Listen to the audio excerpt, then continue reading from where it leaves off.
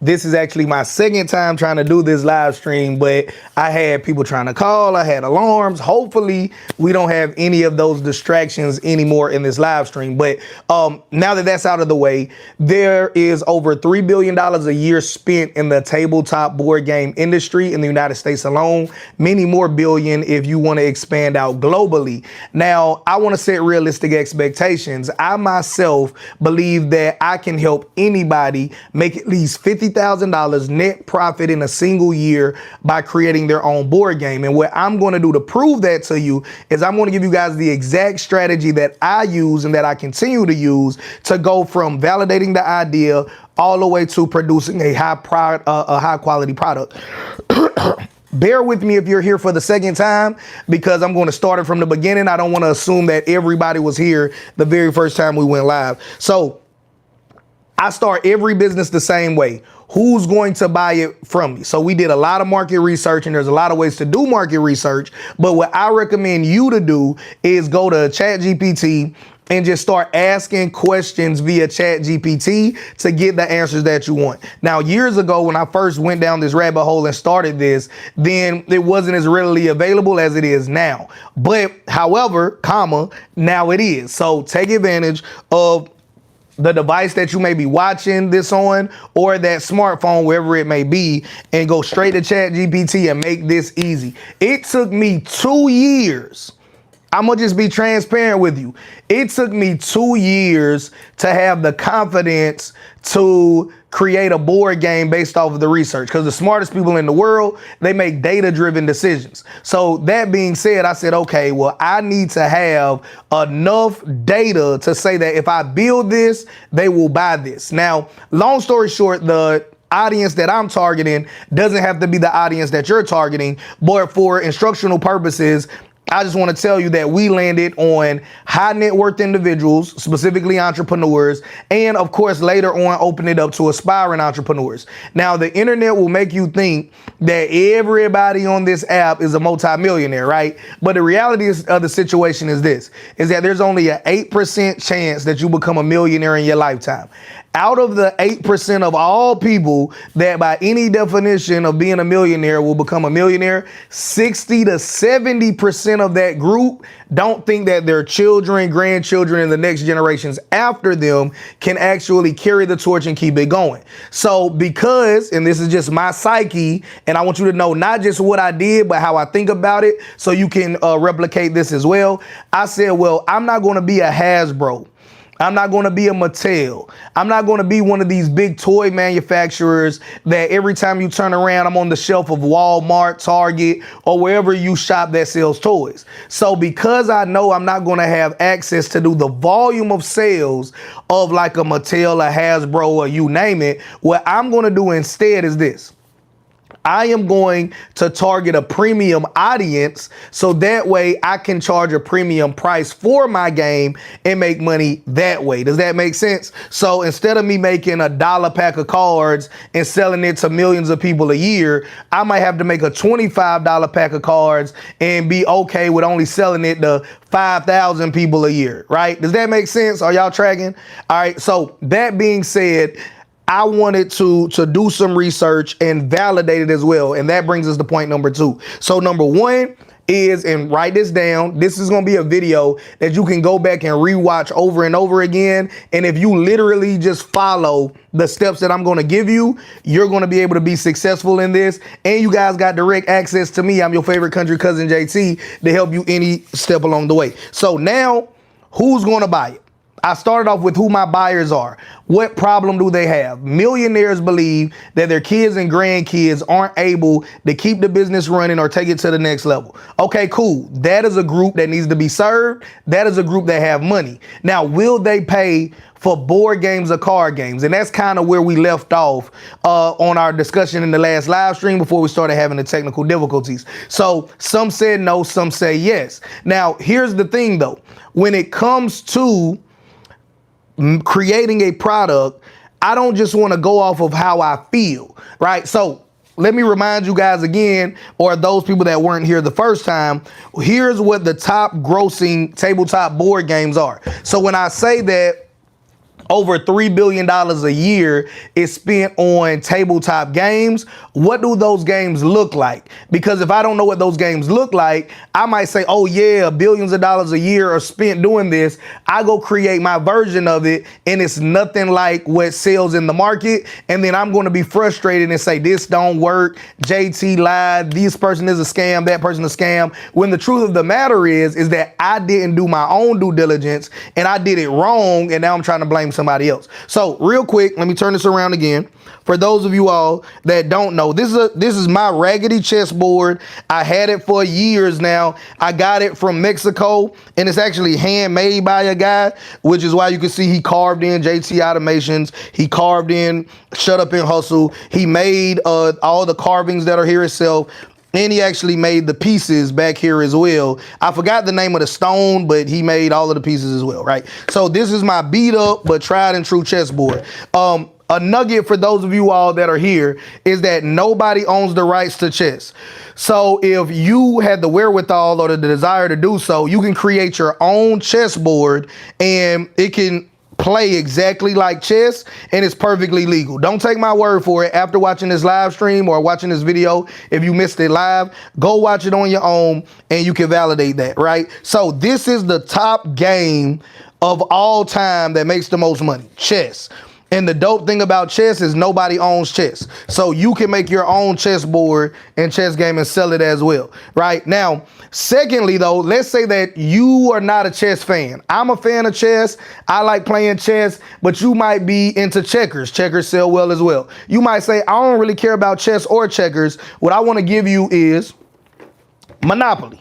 So this is another game that sells really, really well every single year, right? So when we did all of that research, and of course, this is my board game right here, MAF, MAMF stands for Make a Million First, right? So this is what we found out that works, right? So the reason why that's important is because I don't want you out here trying to say, okay, well, I'm going to make this game and I'm going to sell it and you don't have any data to base it on, right? What should your game look like? How should your game play? These are all questions that you can say in your imagination. I would like for the game to play like this, but just because you would like for the game to play like this, does that mean that somebody else would enjoy playing that game? Does that mean somebody else would pay money to purchase that game, right? If the answer is no, nobody else would enjoy purchasing and playing that game, then you shouldn't make it if your goal is to do this for profit. Now, if you just have it on your spirit, God called you to make a game and put it out there, then you should definitely do what God called you to do. But if your goal is to make this as an asset, as it was for me, then this is the right way to do it. So when it comes to research and validating your idea, whether it's a board game or a card game, I'll show you guys both of mine as well, right? That's how we do it. Chess and Monopoly are the two big ones out there as well. But now let's get a little bit more niche specific. Yes, people buy board games. Yes, entrepreneurs, millionaires have a problem that I think I could solve with a board game. But now we got to bridge the gap. I know that there's a problem. I know that people buy board games. How do I know that the people that I want to serve with this problem will actually buy a board game? Right? Well, that's why we do even more market research. And now I'm going to show you guys the results of what we found from that. So here's what I discovered when I was like, now the question I'm trying to ask or answer rather is, just because I know a lot of money is in board games, will the people that I want to sell to buy a board game? So here's what I found. Anybody recognize this? This gentleman goes by the name of Derek Grace, right? And Derek Grace has a board game called In-Home Banking, right? We don't need them, they need us. So he predominantly targets entrepreneurs or aspiring entrepreneurs and those that also want to teach their kids to be entrepreneurs as well, right? So that being said, I said, okay, let me research this. Let me actually buy a copy of this. Let me actually pay to get a version of this. I don't know him personally, but let me buy a copy. Let me see how it comes packaged. Let me actually play the game and actually see how it goes down. All right. So if our goal is to make money instead of trying to reinvent the wheel, I want to see that it works. Well, how do I know that this wasn't just a one-off anomaly, but people will consistently buy games, right? Well, so I kept looking and I found this. Anybody recognize this game? This is called Cash Flow for Kids. This was created by a gentleman called Robert Kiyosaki. He also wrote a book called Rich Dad, Poor Dad, if you heard of that or if you read it before, right? That's the kids version. He also has the adult version as well, right? So the reason why we do this step, and of course, what the games that you buy may be different because you're trying to validate in your market. Yes, people buy board games, but do your people buy board games? Does that make sense? Drop a 1 in the chat. This is why we do this step. Yes, people buy board games, but do the people that you want to sell to buy board games? And if so, at what price point? This is how I validated that. I went out in the marketplace. I don't have it here, but Dave Ramsey also has a game. And there's other people as well that have games designed to target entrepreneurs at various price points, right? Now, this person is considered an influencer in my opinion, right? And he made both of these games, one for the adults, one for the children. I'm gonna set these out of the way, right? This person I would consider to be an influencer, right, as well. All right, but I got one more to show you. Maybe you guys have seen them before. This is not a board game for entrepreneurship, but this is a board game built by influencers, predominantly YouTubers, but they're big on every platform, right? And this shows me that I could be an influencer, I could be an entrepreneur, and I can sell to aspiring entrepreneurs and aspiring business owners, right? Now, that is a nugget if I ever gave you one. Y'all tracking? Right? That is a nugget if I ever gave you one. So I don't care if your game is not going to be about business. Your game is going to be about hair care, skin care, just a killing game, right? A sports game, right? Whatever your type of game is, that's fine. We can find data to support that your game is a good idea. But what we need to do is then we go to the market and we find people that have already figured it out.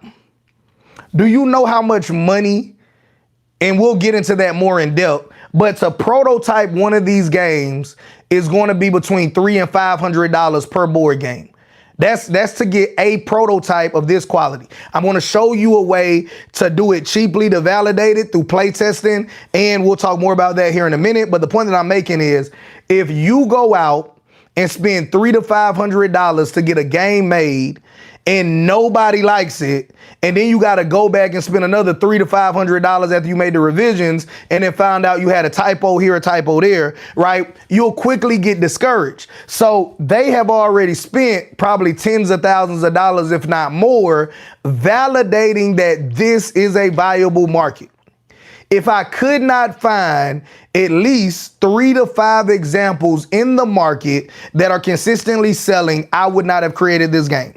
And you should do the same if you want to save yourself a whole lot of heartache, a whole lot of headache, a whole lot of money, and then saying, JT, I tried it, it didn't work for me. Well, did you follow the steps, right? Because just because I told you that I made this much money and you can as well, that doesn't mean that you could just run off and do it any kind of way, because anything that can make you a lot of money can cost you a lot of money. We know that, right? So that, I think, explains the research and validation phase of it, as well as who's going to buy it as well. Point number 3, because like I said, you guys know I'm a talker, so I kind of want to stick to the script so that way I only tell you guys in the most concise way what you need to know to make money, is you got to find a winning theme, right? So a winning theme to me is a square to rectangle board. All right, I could see that throughout the chess, the Monopoly, the Dude Perfect, the Derek Grace, the Robert Kiyosaki game, and others. I could see that consistently square to rectangle shaped boards, and they have some sort of roll the dice to move mechanism. It works, right? So that being said, okay, I saw that consistently. So guess what I'm not going to do? Even though I could, what I'm not going to do is I'm not going to make a board game shaped like a triangle. I'm not going to make a board game that's shaped like an octagon. I'm not going to make a board game that's shaped like anything that is not already proven. Now, if you got plenty of money and you just trying to do whatever, then you do whatever, right? You already made it. But I'm talking right now to the people out there that want to do this in the most concise way to make the most money. If that's you, drop me in the chat so I can make sure that I'm talking to the right people. All right. So now let's get into play testing. Play testing is how we actually get something down here, right? And you guys can't see what down here is, so let me move it on, right? So this is what play testing looks like, right? To get a prototype of this is $300 to $500 a board game. Now, once you start ordering in bulk, the price will go down. But in the beginning, you're not going to order 100, 200, 300 of them just so you can get the price to go way down if nobody will buy it because you just got a bunch of junk, right? So this is a regular sheet of printer paper. Everybody has this, right? Everybody's seen this before. Here's what play testing looks like. Play testing is I have an idea for a board game, right? So I'm going to call it whatever. So just your idea here, right? So this is going to be your board game. And then what you're going to do, right? As you can see, I'm not the greatest artist. What you're going to do is you're going to literally draw out better than me probably, but you're going to draw out your board game. How many squares are you going to have? Is it going to be a gloss finish or is it going to be a matte finish? Are you going to have multiple decks? So is this going to be a deck here? Is this going to be a discard pile over here, right? Are you going to have a second deck over here? I'm going to just abbreviate and put deck 2. All right. We need some more squares on this side, right? So this is what play testing is. And then you'll write in whatever this is. So this could be whatever it is, right? So this is start over if you land here. This is get $1,000 if you land here, right? So you'll go through. You should have not just rewards, but penalties. So you'll go around your entire board and you'll fill in these squares, right? And now you can go anywhere to the dollar store and get you some inexpensive dice. These dice are purple because my board game is purple and I just chose to get them to match this lens right here of the thing. Little details like that don't matter in the beginning, but you can get the old-fashioned black and white dice, but I don't have them handy, so we'll use them from the board game here, right? But you'll get a piece of paper, some dice. Now, let's say you want to also have some cards involved as well. Well, you can go to Amazon, you can go to Michael's, you can go to Hobby Lobby, and you can get a pack of these just scrapbooking cards, card making cards, anything like that, right? $4. And does it say how many you get in here? We got a ton though. I turn it to the side. You can see we got a ton of them. And depending on what size you want your cards to be, you'll pick that. So let's say we wanted to have small little cards. All right. And then now this is how you'll make your deck, right? So you'll write out on each card, right? Whatever you want this card to be. And that'll be that for this, right? So this could be where my Uno fans at. This is your draw 4, right? This your skip, right? Now, of course, what we would do is I would go through and get all of the same color, but for instructional purposes and for the speed of this, I'm just going through it, right? So you'll go through this in the same way. You'll write out everything and you'll build your deck, right? You'll make your deck and you'll put your deck wherever you want your deck to be, right? That's deck 1. Same thing with deck 2. All right. So you can use a big piece of cardboard if you want to, like kids use to do projects on. But I like doing this because it's very cheap. Very cheap. But if you do not do this step, this will make or break your entire board game, card game business. If you're going to do a card game, you just need these and a pen or a marker, right? And just write out what each card is. All right, got it? Real easy to do. So now what we would do is we would actually play the game. Simple and plain.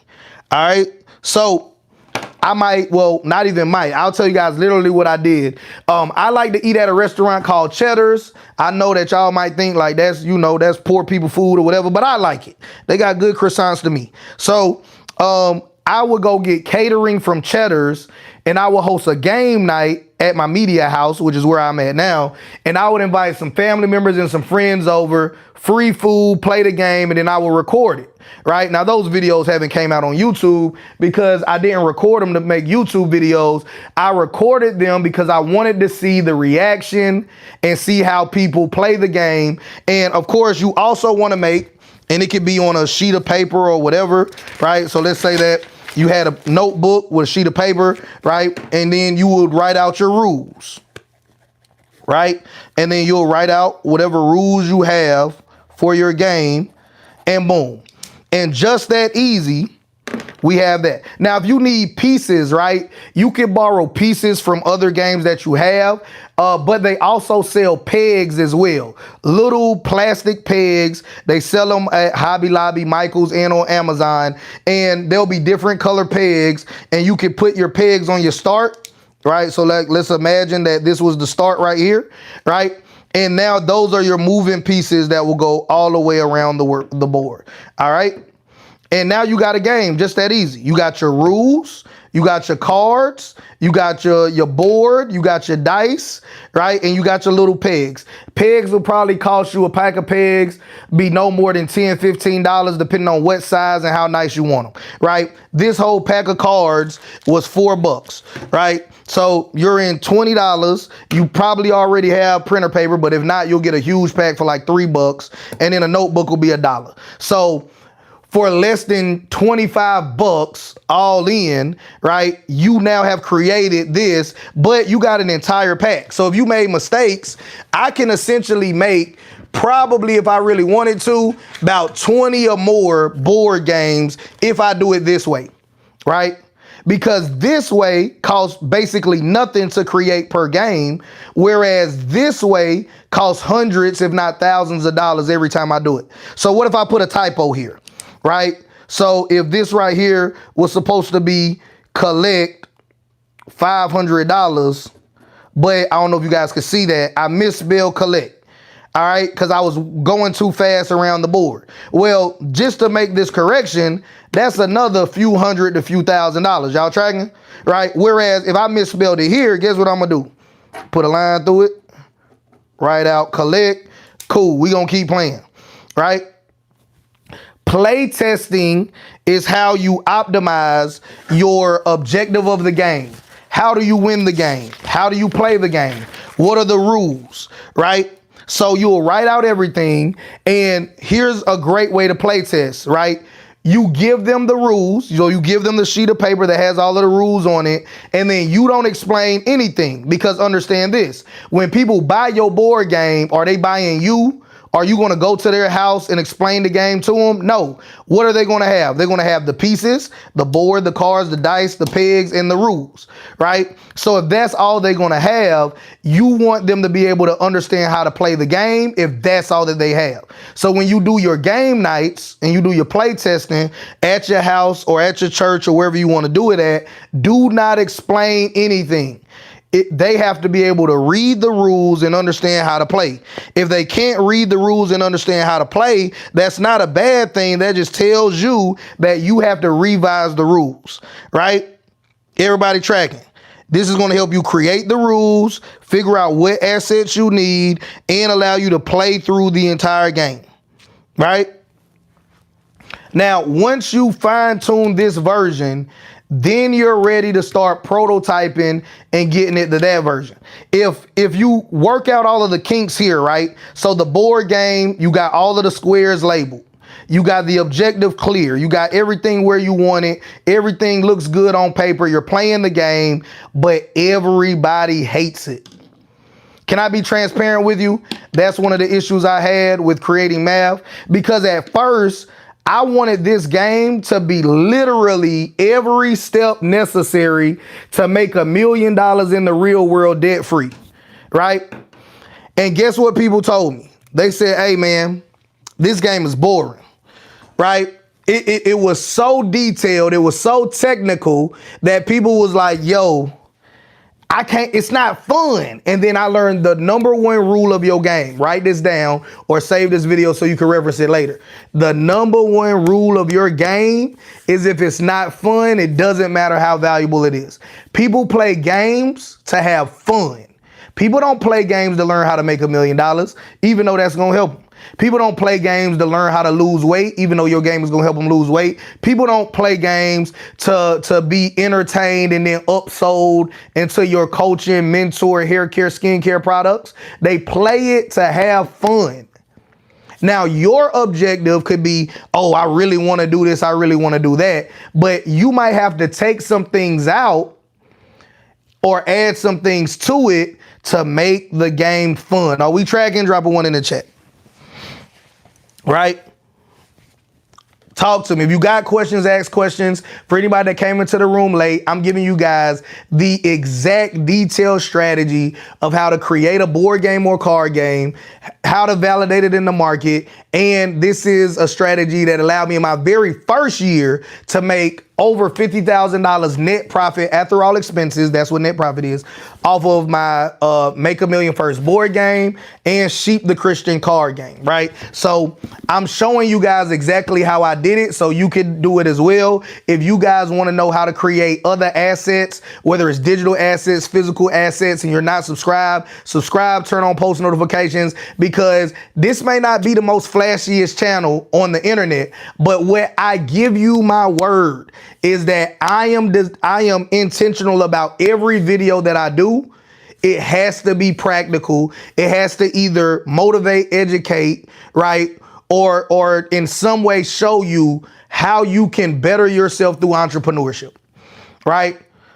Some videos might just be motivation, because if you don't believe you can do it, you're not going to do it. But this video, I know it's not a motivational, flashy, stun on you video. This is tactical, do this, this works type of game. And if that's what you want to be a part of this channel, absolutely, right? So let me see if I touched on everything.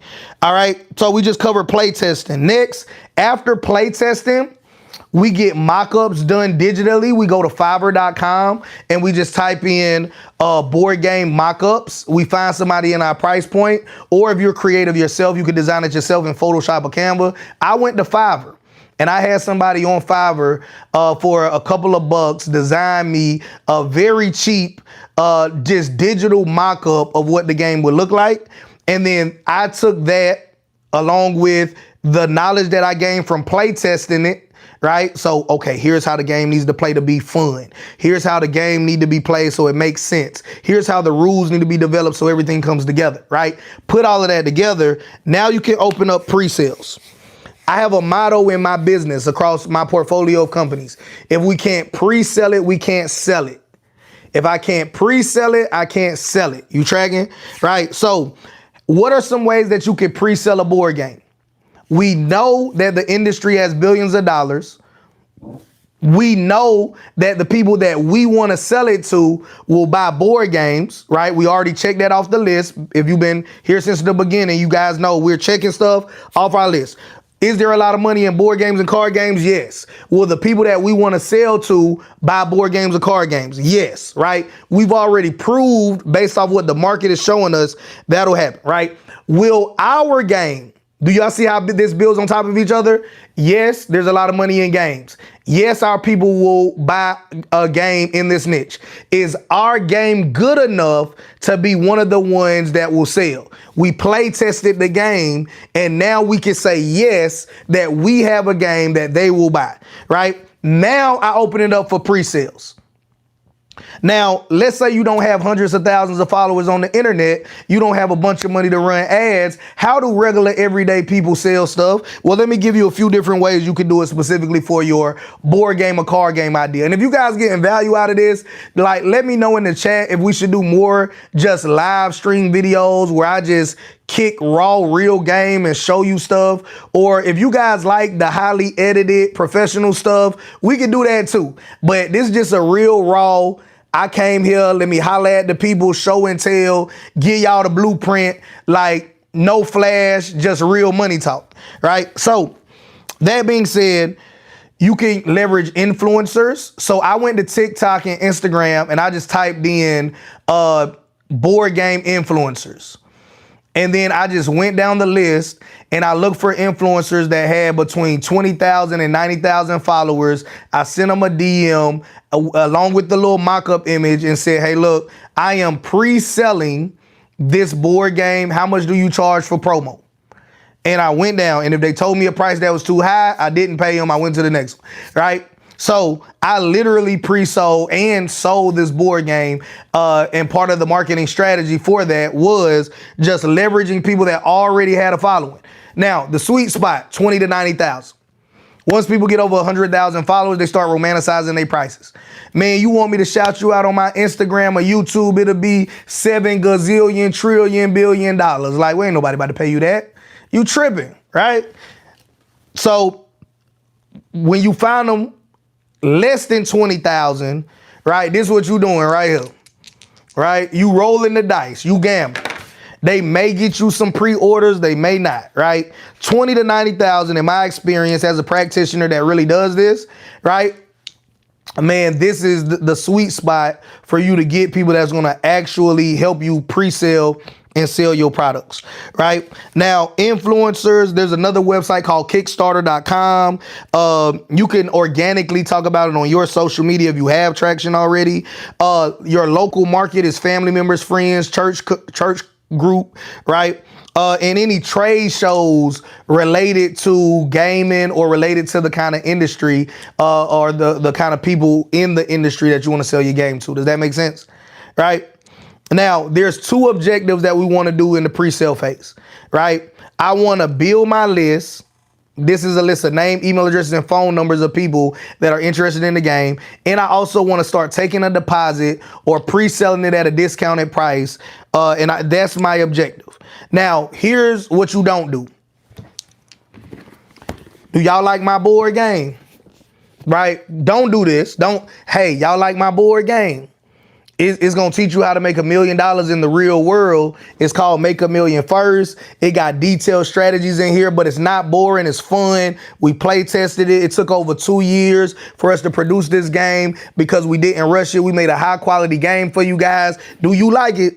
Right? Because guess what? That's a different question than, hey, the board game is $100. Click the link down in the description below and order yours now, and you'll get a tracking number within 24 hours. Right? Now, what do I really want them to do? Do I really want them to like it, or do I want them to buy it? Right? If you want them to buy it, ask them to buy it. Because you might say, hey, I like that car, but I wouldn't spend $300,000 on a Ferrari. I like that house, but I wouldn't spend $2 million on a single house. So the mistake that a lot of people make, and I would say unknowingly, is you say, do you like my product, instead of asking them to make a buying decision.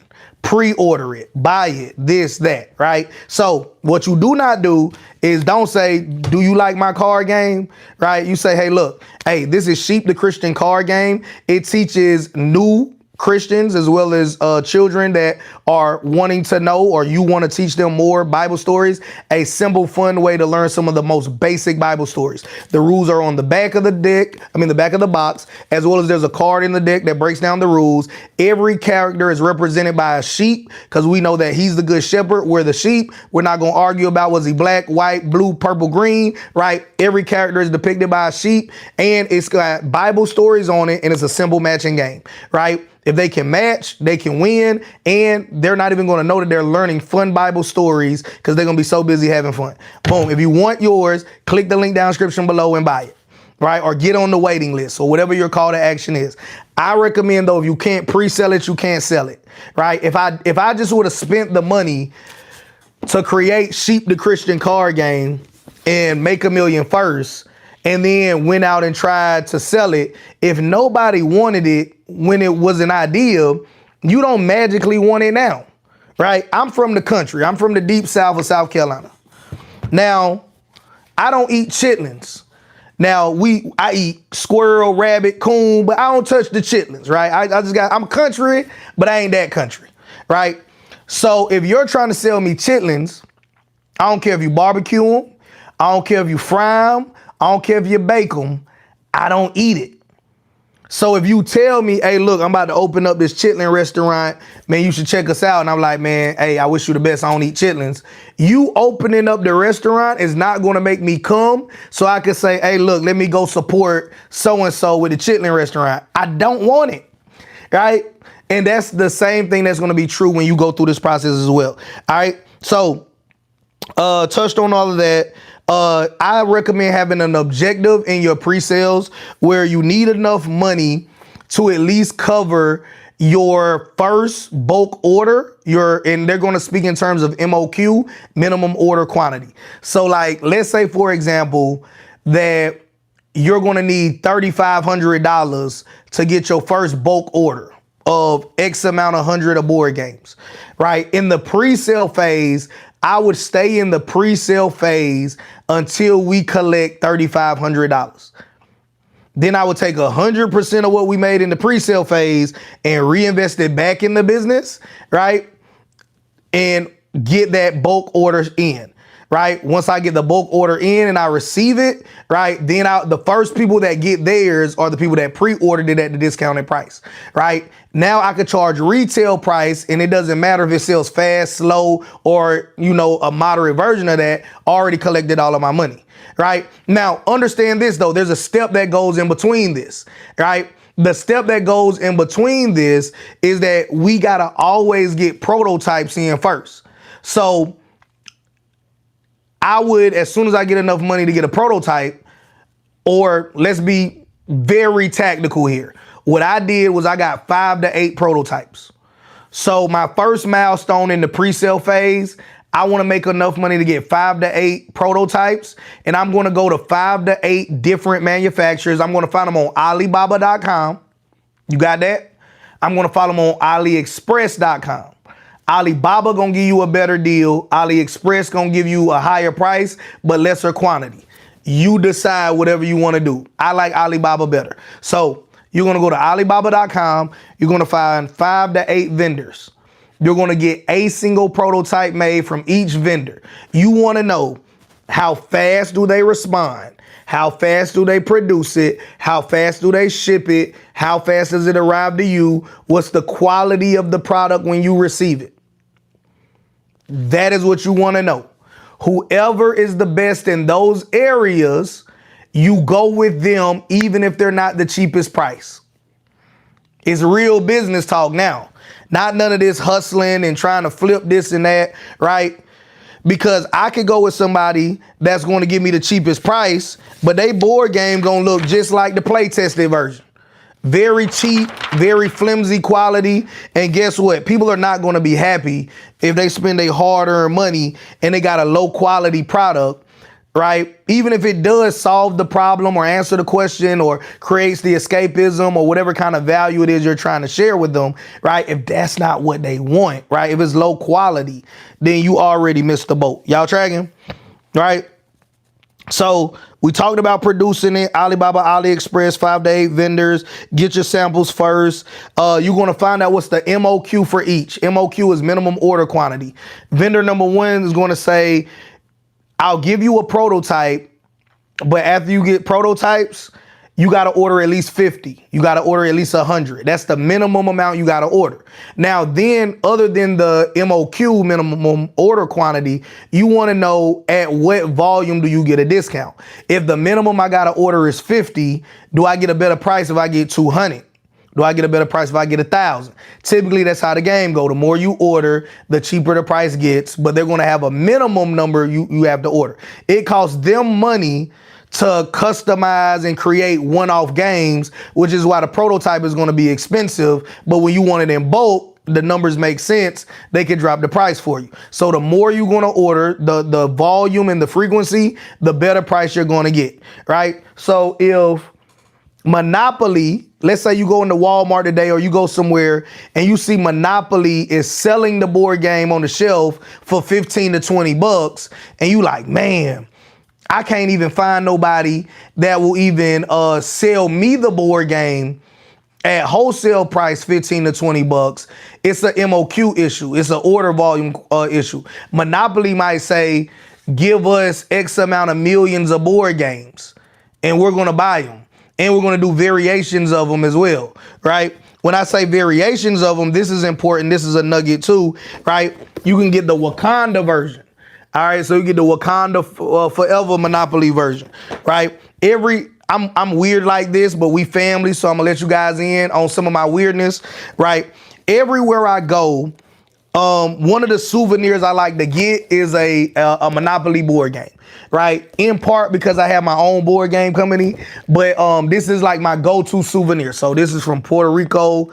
It's probably backwards, but trust me, it says Puerto Rico Opoly, right? So I got a lot of Monopolies, right? And I just get them just as like souvenirs. And maybe my future grandkids or somebody will resell them, play with them or whatever, right? But that is what I'm talking about, where they might order so many more than you that, of course, they get a better price, right? Y'all tracking? Next, we fulfill our orders and pre-orders, and we begin planning our launch and marketing for our launch. Something that you must always do in every business is you never stop marketing. If you're marketing organically, you got to always be posting organically. If you're marketing with ads, you got to always have ads on. If you're marketing with affiliate marketers, your affiliate marketers always need to be talking about and promoting your products and services, right? In business, if people don't know that you exist, they can't give you money. Right? So 100%, you never stop marketing. Once you start, it's on for life. You could pivot and do different strategies because this is not effective as it used to be, but you never stop marketing in your business, right? And let me give you some mistakes to avoid. Then, as promised, I'm going to be clearing this out the way, and I'm going to show you what the finished product looks like when you do all of this. And if you guys got questions, as always, drop your questions. So don't overproduce. Just because you get a cheaper price, if you get 200 instead of getting 50, let's say at 50 board games, they say we're going to charge you $30 a board game. Well, what if I get 200? Well, shoot, if you get 200 of them, we'll charge you $10 a board game, right? Or $8 a board game. Whatever it is different depending on the manufacturer. And you say, shoot, man, $8 sure do beat $30. I'm going to go with them and just get 200. But you already know based off your marketing or lack thereof that you're not going to be able to comfortably move that in a reasonable amount of time. So you're going to get all of this inventory and you're going to have to either sit on it for a very long time, or you're going to just have to discard it after a while because you're never going to be able to move it. So don't, in my humble opinion, don't go after the cheapest price and go overproducing product you can't maintain, right? In full disclosure, I have a successful board game and card game company, and I have more card games because they're cheaper to manufacture than board games. On hand, I got 20 board games, right?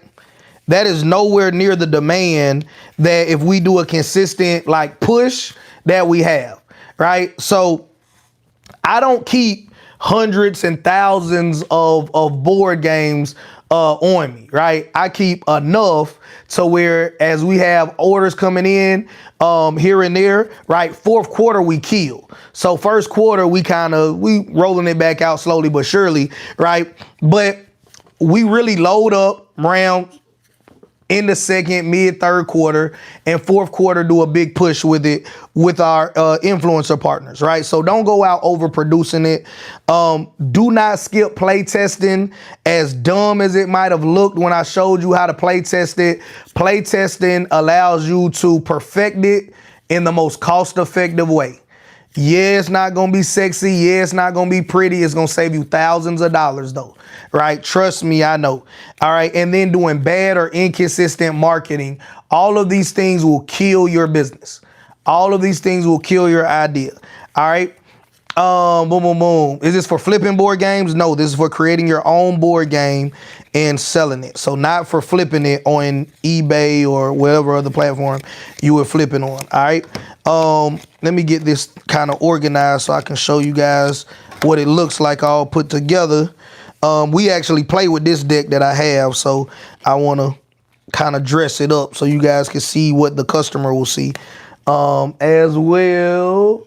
And I think I got an unopened pack over there. What else questions do I see? How do you determine the price range to pay for affiliates? 10 to 15%. That's the great price range for affiliates, 10 to 15%. Now, you can negotiate higher and they get 10 to 15% of the profits, right? And you tell them that up front. You don't have them go sell a gang of your product thinking that, okay, we gonna get 10% of the sale price when you know that, okay, out of $100, you're only going to profit $30 and they're going to get 10% of $30, not 10% of $100. They're expecting to see $10 and they seeing $3, right? That's going to cause a lot of bad juju in your business, right? So it's better to be upfront with them. And if that means that they are not interested, then in being an affiliate, maybe you just pay them to do a shout out or do a promo and they don't be your affiliate, right? It's better to do it that way than to have them feel like you took advantage of them and now they never want to do business with you, or even worse, they get on the internet or go in their network, even if it's offline, and say, don't do business with this person. They do bad business. All right, so you don't want to run into that. You want to avoid that at all cost whenever possible. All right, so that being said, okay, cool. So first things first, this pack is not shrink wrap because we actually play with it, but here's our box, and usually it's closed and shrink wrap with some clear wrap on it. All right, but what we do, we put our website on the side and we put the rules on the back, right? We also put the rules on one card in the deck. All right.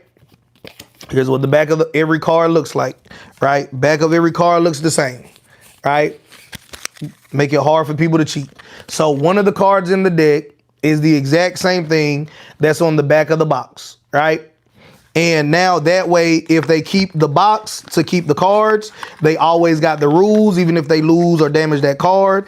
Vice versa. If they damage or throw away the box, they still got a card that has the rules on it. So they always know how to play the game, or anybody that has it knows how to play the game, right? I'm going to show you guys what the gameplay looks like on this.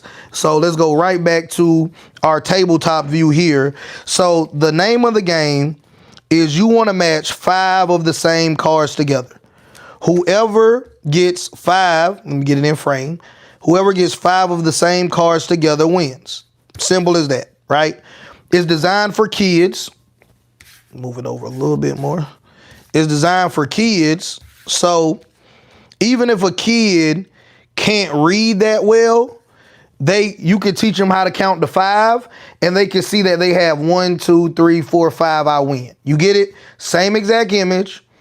Now, these words on the top, they don't impact the gameplay.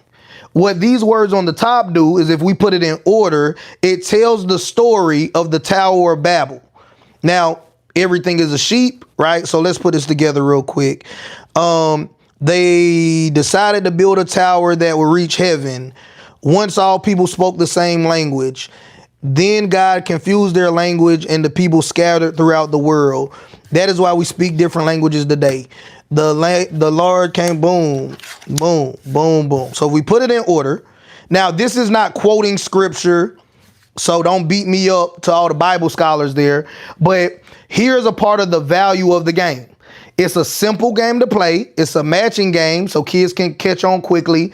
It's fun to play, and I'll show you guys some other elements of what makes it fun as well. So there, you shuffle the deck. So in reality, right, I'll do a quick shuffle here, and I'm not the greatest shuffler, but if I were to do just a quick little ghetto shuffle, all right,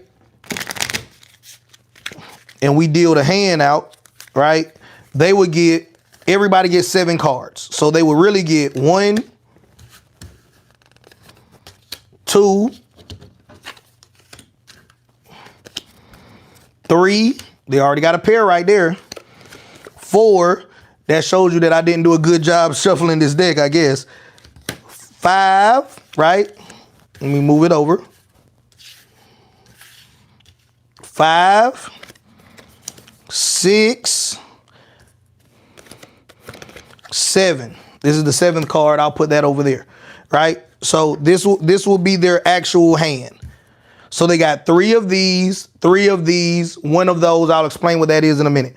So this will be what a realistic hand looks like. Maybe even worse than that if I was a better shuffler and mixed them up better, right? But we're going to focus on this right here, right? If we put it in order, then now the kid may not even know that they're learning the Bible story, but it says, once all people spoke the same language, right? Then God came down and saw what they were doing. No, that's the wrong order. It needs to be like this. Boom. Once all people spoke the same language, right? They decided to build a tower that would reach heaven. The Lord came down and saw what they were doing. Then God confused their languages and the people scattered throughout the world. That is why we speak different languages today, right? So in the proper order, right? So it's a win-win. Either they win the game and they learn the story, or you win the game and you still teach them the story by just putting the cards in order. Does that make sense? Drop a 1 in the chat. I'm not saying that this has to be how your game works. What this is a lesson in value. So now, if you are a Sunday school teacher, or if you're just somebody that wants to raise grandchildren, children, or new converts, and you want to play a fun Christian game, right? Cool. This is it. And I know we validated this one because I don't know about you guys, but being raised by a single mom that was in the church, we couldn't play with the bicycle deck. She thought that we was playing spades or poker or tunk. Man, we was gambling. So we wasn't allowed to have anything but maybe like some Uno cards, or maybe something like this, some Phase 10 cards or something like that, right? So a game like this is a game that grandma will allow the grandkids to play. Mama allowed the kids to play. They want to play a game with cards. And if mom or grandma say y'all in there gambling, put the cards up, you could say, no, grandma, no, mama, this is a Christian game. And then when she see the cards, she'll actually be able to see it, right? So we did a bunch of research on this. Don't want to bore you with the research, but that is the object of the game, to win. Now, right here, you're going around. This game plays like tunk. So if you know how to play tunk, you know how to play this game, right? Now, I want to talk to you guys about these cards we call action cards, right? So I'm going to move these out of the way as well, because I want to show you guys these action cards that we have scattered throughout the deck as well, or as good as I could scatter it with my poor shuffling abilities, right? So I'm just going to throw out a couple of them here. So what action cards do is, if it was just a matching game, it would feel like Goldfish. And I don't know about you, but Goldfish is okay. But after you play it a couple of times, you like, I don't like that game no more. So what an action card does is it actually gives action, as the term would suggest, to the game. So let's say that I played the Plague of Frogs card, which is this one. It says leap over the next player's turn, causing them to skip their next turn. So this is like a skip card, right? Feast of Cana, exchange your entire hand with the draw pile, mirroring the transformation at the wedding feast, right? So everybody would have 7 cards, and we would have a discard pile right here, and everybody is just playing different cards. They're just throwing them out, right? And we're going around in a circle, And what you could do is there'll be a deck here, right? So when it's your turn, you got your cards. You either could draw from the deck or you could draw from here. What you're trying, but whether you draw from here, you got to throw a card, or you draw here, you throw a card, right? You got to draw one, throw one. Easy game for a kid to learn. Draw one, throw one, and when you get 5 cards that match, you win, right? Action cards do not count. So having 5 action cards, right? So if they had these, right? Oh, I got 5 action cards, right? You don't win the game with action cards. You win the game with face cards, right? So face cards are in color like that, right? So these are face cards, all right? I know I'm going deep on this, but if you learn how to create value, you learn how to print money. So I'm not trying to bore you with it, but I want you to understand that it's levels of value here. We made the game fun, we made the game simple, and we made the game educational. Do you guys see those layers? Drop a 1 in the chat. Do you see how we incorporated teaching them something, making it fun with the action cards, and making it simple where you win just by matching, right? Now we're able to appeal to a wider group of people on multiple levels, right? So right here, these are the rules.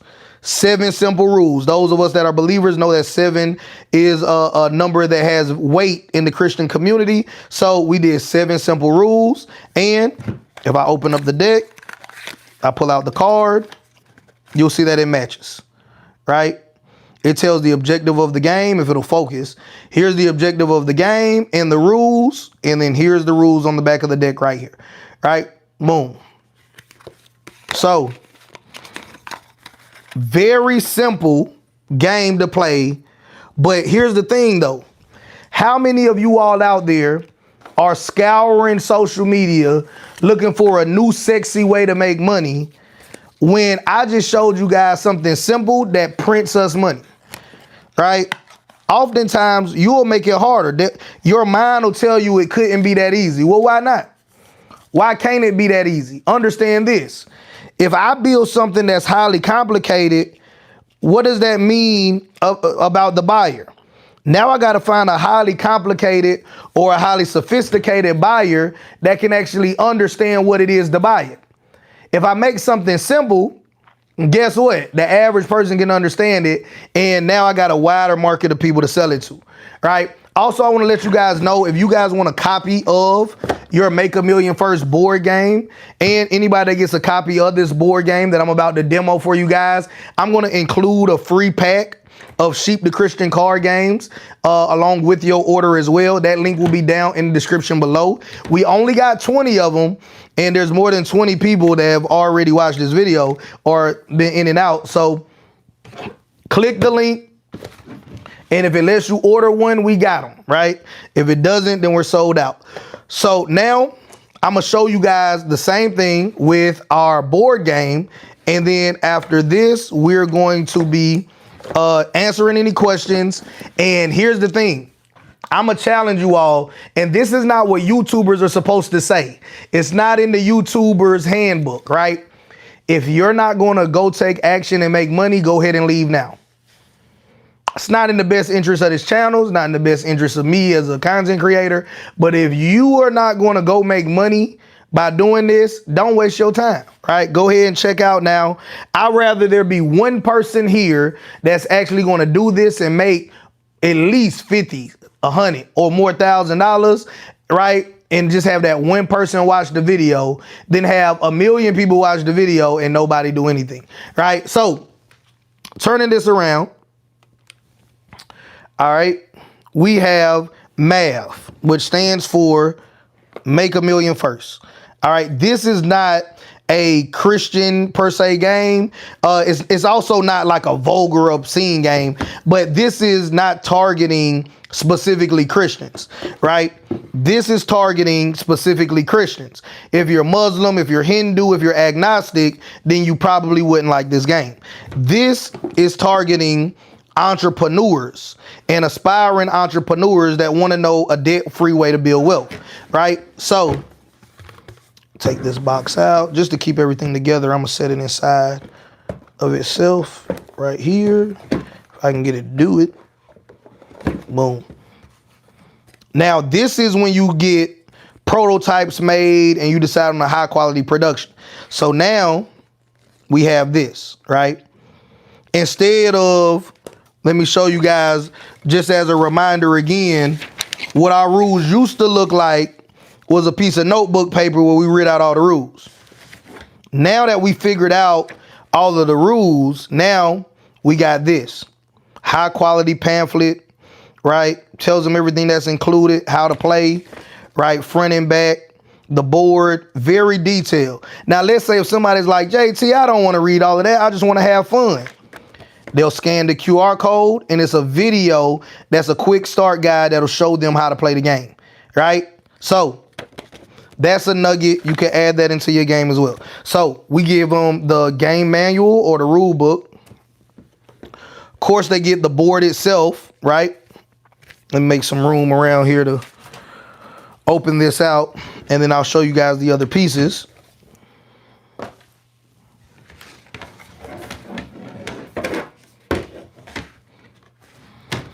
Boom. Move these rules out the way. So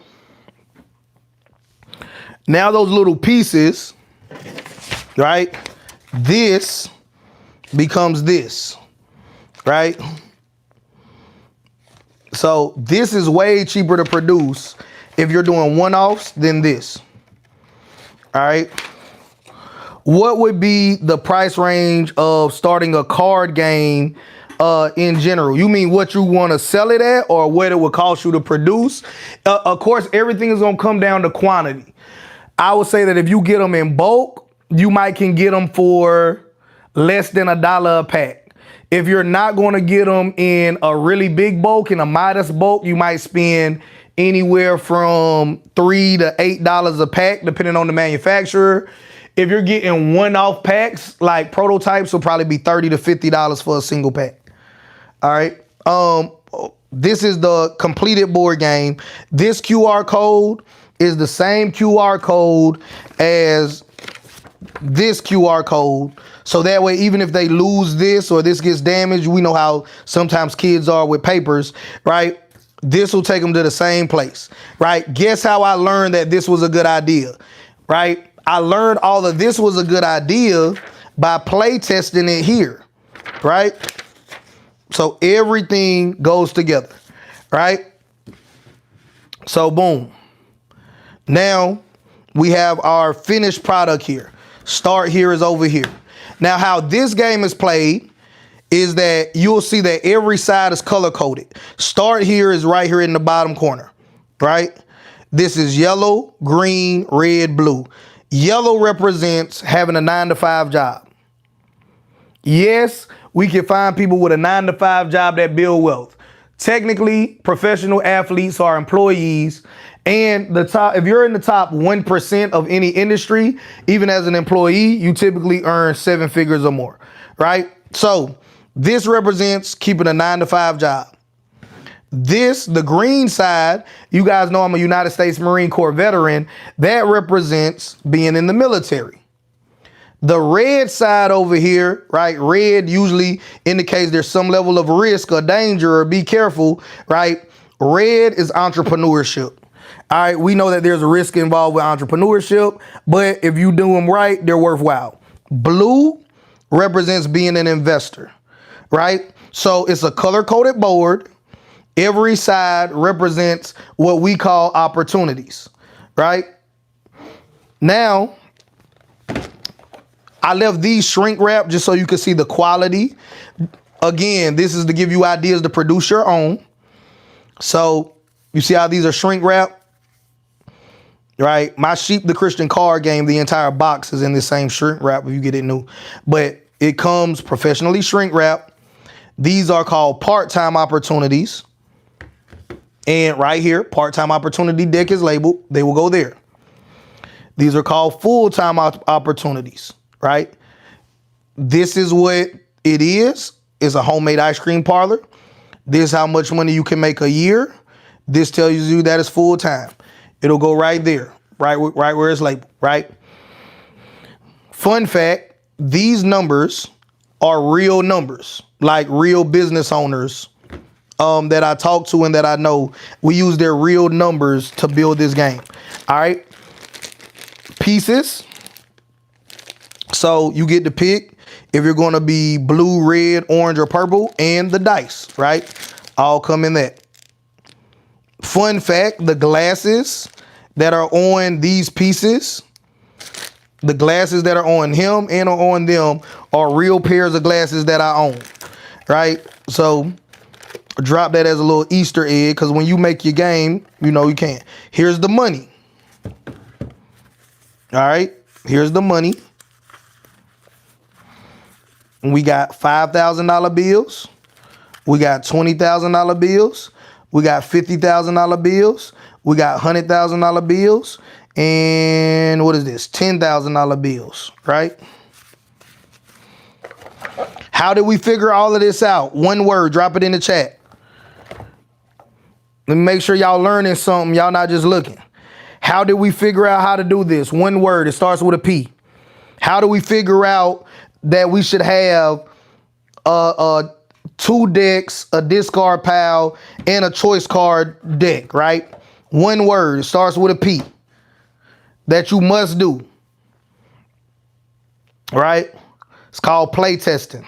So part-time opportunities here, full-time opportunities here, right? Choice cards there. And now you'll start here. And as you go around the board, you will be able to get assets. Assets are opportunities, right? So you can have one full-time opportunity. You can have as many part-time assets or opportunities as you want. The name of the game is you accumulate assets to get cash flow to get $1 million first. Simple. Y'all understand that? So that is, in simplest terms, how you play this game. Of course, like I said, we got a whole video that explains it in more depth, but this is not me trying to show you guys how to play the game and win. It's just showing you guys the level of, like, okay, anybody can make a video saying you should do this or do that, but actually, have they done it, right? Have they done it consistently, right? So let me put this back in. Boom. And like I said, if you want your copy of this board game to support the channel, or just to play a real life board game that's going to teach you how to make $1 million in the real world, click that link down in the description below, and it's going to take you straight to it, right? So that being said, it's over $3 billion.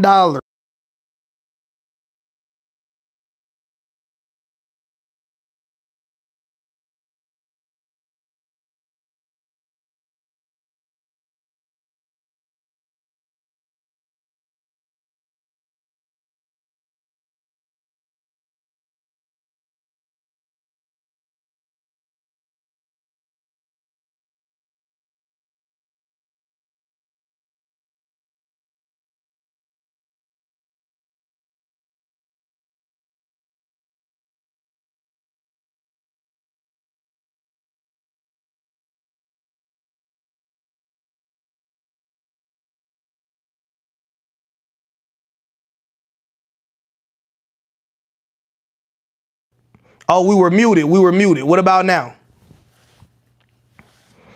What about now? What about now?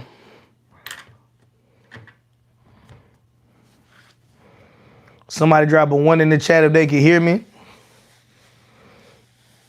Okay, great. All right. So what we covered in this is how do you come up with the idea, validate that people will actually buy it, create a product good enough for them to buy, and how to sell it all in less than 90 minutes, right? For absolutely free. So if this ain't one of the realest channels out there, and this is not me telling you guys what you should go do, but showing you guys what we literally have done and continue to do, hey, go ahead, subscribe if you're not subscribed. Share this video with anybody you think it can help. Also, be sure to order your copy of Make a Million First board game. Click that link down in the description below. Order your copy today. You'll get emailed a tracking number within 24 hours or less usually, but within 24 hours, you get a tracking number, and enjoy playing Make a Million First with your family members and friends. And if you guys need help creating your own board game, you guys can join my free Telegram community. Link down in the description below, and just send me a message inside of Telegram, and we do have a program where we help you do this. You don't need our help. You could just do exactly what we covered in this video. But if you want our help with this process, we'll be interested in helping you one-on-one as well. But for absolutely free, you could take what you learn, run with it. Remember, I love you, God love you. I'll see you guys in the next one, man. Go out there and make a lot of money.